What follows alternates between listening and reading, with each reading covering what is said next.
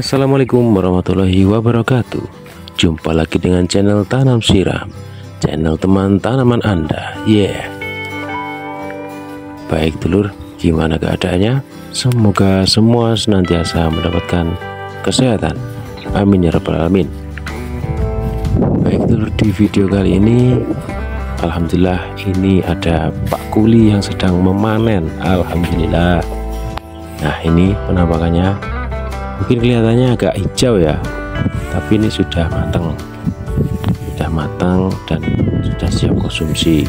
Ya seperti inilah jeruk, memang dataran rendah itu seperti ini, nggak bisa yang kuning kayak dataran tinggi ya, kayak di Malang, kayak di Batu itu pasti jeruknya kuning-kuning ya, kuning-kuning bersih gitu. Kalau dataran rendah memang kayak gini, mentok-mentok masih semburat kuning gitu, sudah dikategorikan matang. Alhamdulillah, ini posisi di jeruk umur 3 tahun yang sudah siap dipanenkan, karena selama ini kita panennya hanya di BL atau peres ya, jadi ini sudah siap dipanenkan. Ini panen yang ke berapa ya, karena sistem kita bujang seta ya, buah berjenjang sepanjang tahun, jadi kayaknya ya gak banyak ya panennya, sudah berkali-kali tapi sedikit-sedikit. Kalau untuk musimannya kemungkinan harusnya panennya masih 2 kali kayaknya. Jadi di akhir 2 tahun, umur 2 tahun, di pertengahan 2 tahun menginjak ke 3 tahun itu sudah coba kita panenkan matang. Tuh, memang prosedurnya seperti itu ya. Kebutuhan tanaman jeruk khususnya itu minimal 2 tahun ke atas. Itu proses pematangannya di umur sekian. Karena kalau terlalu dini untuk dipanenkan, itu resiko untuk pohonnya bisa stres ya kan, bisa patah ya batangnya meskipun dicongkok lah ya. Oke. Tapi yang menakutkan ya stres itu, karena belum siap untuk dibuahkan, untuk dimatangkan, tapi kita paksa untuk dipanenkan matang. Ini kondisinya dulur ya, alhamdulillah. Ini kalau tetangga lewat depan sawah ya pasti ngelirik ya. Ya alhamdulillah lah, hijaunya ya kan, terus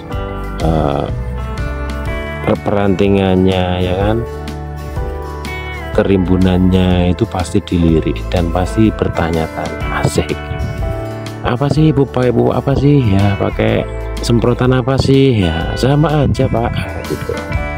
Nah, ini yang mau kita bahas itu terkait dengan sistem bujang seta tersebut ya. Mungkin sudah pernah saya ulas ya di video-video sebelumnya, tapi ini saya coba lebih rinci di penghasilannya teman-teman ya, perbandingan penghasilannya ya teman-teman ya.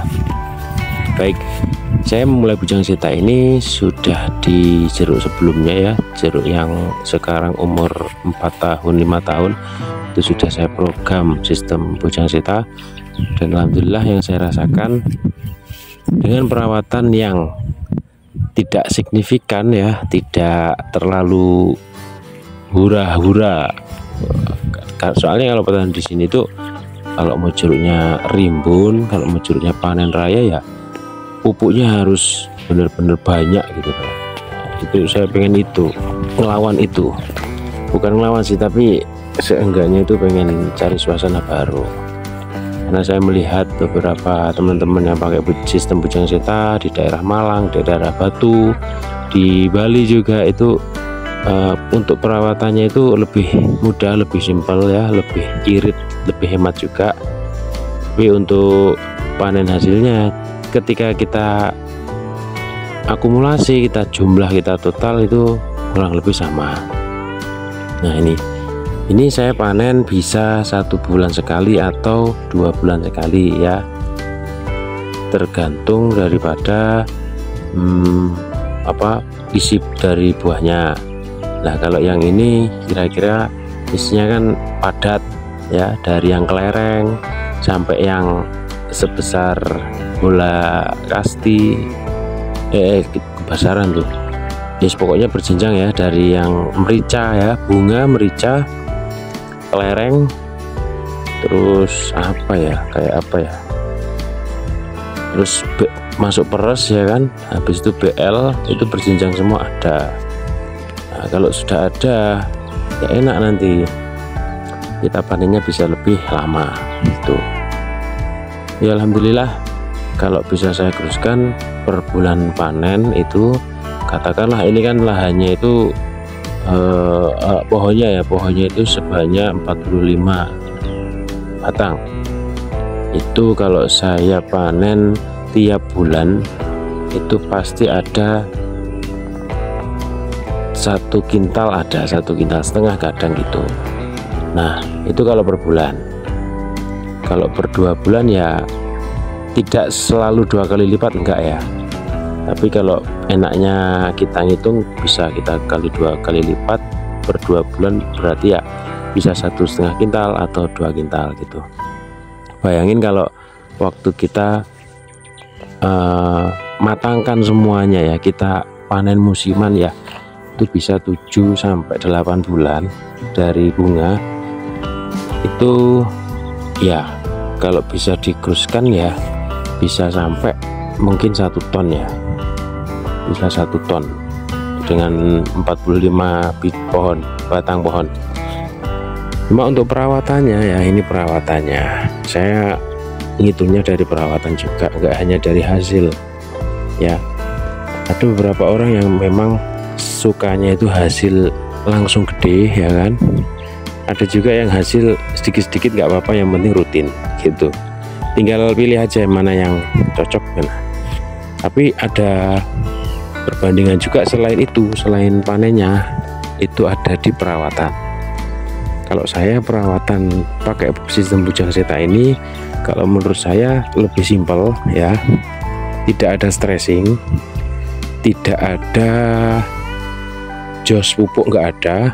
Pupuk itu terus mengalir aja ya, sedikit-sedikit pun tapi terus mengalir ya, tidak ada langsung biar banyak 1 ton gitu, nggak pernah saya, karena tadi kebutuhannya terus mengalir ya, terus mengalir. Dan saya rasakan itu lebih hemat ya, 1 lebih hemat, yang kedua hemat tenaga juga, terus yang ketiga hasilnya juga kurang lebih sama gitu loh. Yang keempat keuntungannya, benefitnya yaitu kesehatan tumbuhan itu lebih terjamin ya, tingkat stresnya itu bisa lebih kita kendalikan itu ya. Itu menurut saya seperti itu. Keuntungannya ada di keawetan pohon ya, kita buktikan aja nanti sampai umur 10 tahun ya, kita coba apakah sama kayak yang biasa pakai program lawas atau program konvensional. Kita coba nanti bandingkan. Tapi 5 tahun lagi, ini masih berjalan 3 tahun ke 4 tahun ini umurnya ya. Alhamdulillah itu yang saya rasakan selama ini, selama sekitar 2 atau 3 tahun saya terapkan program bujang seta. Mungkin bisa jadi referensi buat teman-teman ya. Hanya sekedar program aja sih, kalau referensi untuk pemanenannya, terus untuk perawatannya sudah banyak sekali yang membahas. Nanti kita kapan-kapan bahas, karena ada beberapa formula yang memang ada perbedaan lah di dalam sistem bujang seta. Kalau di konvensi sedikit aja rahasia sedikit cuplikan aja, tapi bisa nanti kita videokan lagi sedikit cuplikan aja. Kalau di konvensional itu waktunya setelah panen itu kan alurnya seperti ini. Setelah panen itu panen raya ya, semua habis, semua dihabisin, bahkan sampai yang kecil-kecil itu biasanya dihabisin di sistem di prol atau di root gitu biasanya. Setelah buah habis sama sekali, pohon dibiarkan dulu ya, pohon dibiarkan dulu tanpa nutrisi, mungkin hanya spray aja ya. Nah, sepengetahuan saya seperti itu, mungkin hanya spray aja, menghindari hama-hama atau penyakit aja. Tapi di stressing nutrisi bawah, nutrisi akar nanti dulu Nah, karena masih ada runtutannya. Setelah panen itu semua habis, itu pohon pasti kaget itu ya, pasti rontok ya, kayak musim kemarau itu ya. Itu alamiah ya, itu alamiah. Ketika buah dipanen habis total, itu gugur, pasti masuk di ritme gugur. Nah, dari di situ tetap dibiarkan gugur sampai segugur-gugurnya, sampai sakit hati. Waduh, itu yang dinamakan stressing. Mungkin beda kalau di alpukat ya. Kalau di alpukat pohonnya dilukai ya, seperti itu, sama persis. Kalau di kelengkeng juga ya, pohonnya dilukai ya, seperti itu. Nah, ini harapannya juga sama, yaitu pembungaan yang selanjutnya, pembungaan yang luar biasa gitu selanjutnya di masa pembungaan selanjutnya setelah panen. Habis dibiarkan gugur ya, berserakan daun-daunnya, habis itu dikasih air ya, dikasih air, istilahnya kalau di Jawa ya dilepi lah. Dilepi itu nggak main-main, dilepi itu 3 hari 3 malam, kadang lober sampai ke atas ya, sampai kebanjiran, biasanya seperti itu. 3 hari 3 malam, bahkan ada yang 1 minggu full, 1 minggu 7 hari 7 malam ya, tuh full. Habis itu dibuang airnya, disatkan, habis itu masuk pupuk atau biasanya pupuk dulu terus dilepi itu. Tapi kalau airnya enak, itu biasanya dilepi dulu, surut ya, tanah masih basah, itu di pupuk bior. Itu pupuknya biasanya banyak di situ, macam-macam pupuknya. NPK oke. Terus tentunya unsur N yang tinggi dan unsur pembawa bunga. Nah, itu pasti itu. Dan tonasenya pasti banyak. Itu yang saya alami dulu ya, konvensional. Dari situ, setelah itu mungkin selang 1 bulan ya, 1 bulan itu mulai semi lagi. Jadi daun-daun yang gugur tadi memang disengaja untuk diganti dengan daun-daun baru ya, yang lebih fresh, yang lebih hijau ya, dan tentunya membawa bunga. Tumbuhnya semi daun tadi pasti membawa bunga. Kalau perangsang bunganya, baik itu dispray maupun pemupukannya, itu tepat. Kalau hanya dipupuk N saja bisa berbunga, tapi kayaknya lebih banyak ke daunnya saja, ke persemaiannya saja kalau unsurnya N, tapi tetap bisa berbunga. Makanya kombinasi NPK itu harus tepat itu. Nah, itu saya lanjutkan setelah berbunga, yaitu yang dirawat lagi ya. Berbunganya sekali waktu ya, terus dari bulan ke bulan, 3 bulan sudah ketemu sebesar, 2 bulan kelereng ya, 2 bulan kelereng, 3 bulan terus nanti agak besar lagi. Nanti di 5 bulan itu sudah peres atau sudah BL, itu bisa dijual sebenarnya ya, bisa dijual.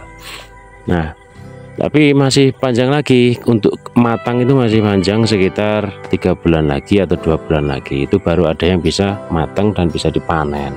Bayangin, nah saya hitungnya dari situ, dari awal stressing ya, kita perlu effort yang benar-benar sangat teliti di situ, dan juga pemupukan yang sangat, menurut saya ya, sangat boros di situ. Nah, efeknya akan banyak sekali. Itu kalau ada pohon yang kuat, oke, dia akan bersemiria dan berbunga lebat. Tapi kalau ada pohon yang distressing tadi nggak kuat, melambaikan tangan, wah, otomatis itu bakal jatuh, kering ya kan, kebablasan ini kering, habis itu mati, layu. Nah, itu kemungkinan ya akibat stressing atau memang terkena dampak virus penyakit ya, bisa jadi. Tapi saya perhatikan dari stressing itu 50-50, tapi nggak banyak ya perbandingannya. Biasanya 100 pohon gitu hanya 1 atau 2 aja yang mati. Tapi kalau bisa ada program yang nggak ada yang nggak sampai mati itu kan, kenapa nggak kita coba gitu loh. Nah, dari situ saya pengen nyoba sistem bujang seta ini, buah berjenjang sepanjang tahun. Jadi enaknya ngomong itu buah itu tetap ready terus gitu loh. Mau yang kayak mana, yang belum mateng ada. Nah ini jaga nih kalau ada tetangganya nyidam juga gitu loh. Mas aku minta jeruknya yang mentah. Loh, ngidam, oh ngidam, oke ambil. Nah gitu enaknya gitu. Ada saudara jauh datang, pasti ada yang bisa dimakan gitu loh. Ketang agak kejut-kejut gitu, pasti ada yang bisa dipilih gitu loh. Daripada pas saudara datang jauh-jauh ternyata nggak ada sama sekali, itu kasihan. Tapi selebihnya dari itu, kalau saya melihat untuk pemanenannya, kesimpulannya ya, untuk pemanenannya saya rasa kurang lebih silahkan dipilih mau yang sedikit-sedikit nantinya juga jadi banyak, atau langsung banyak sekalian, langsung mentol sekalian, bendol sekalian. Nah, biasa petani sukanya yang langsung mendol kan, biar nggak kepakai gitu kan. Tapi nah itu kita bersamai dengan manajemen keuangan, nanti bisa nanti kita buat videonya ya.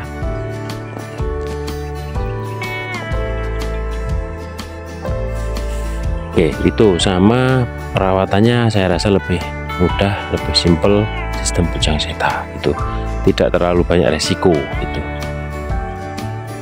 Baik, itu video kali ini, semoga bermanfaat. Kalau ada yang ditanyakan langsung tulis di komentar aja. Semoga kita selalu diberikan kelimpahan rezeki dari tanaman-tanaman yang sudah kita rawat. Amin amin ya rabbal alamin. Cukup sekian, dan jangan lupa di share, nggak usah di share, di subscribe aja dah.